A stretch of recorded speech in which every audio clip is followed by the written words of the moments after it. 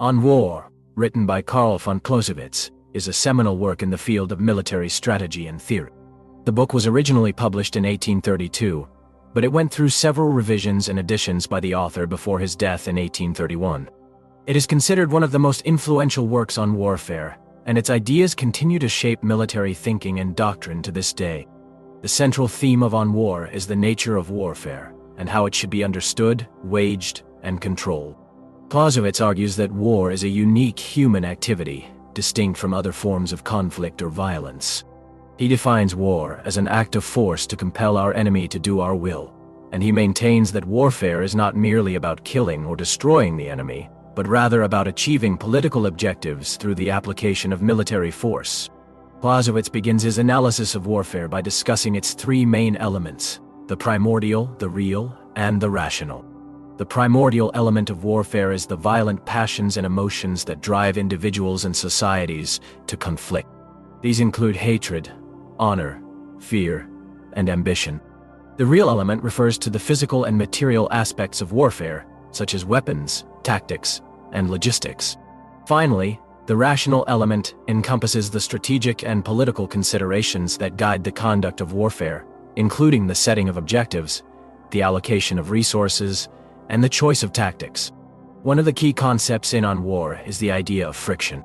Friction refers to the myriad unforeseen obstacles and complications that arise during the course of a military campaign, such as weather, terrain, supply shortages, and the actions of the enemy. Clausewitz argues that friction is an inevitable part of warfare and that it must be taken into account when planning and executing military operations. He maintains that it is often through the successful management of friction that a victorious outcome can be achieved. Another important concept in On War is the center of gravity. The center of gravity is the critical factor that determines the strength and stability of a military force or political system.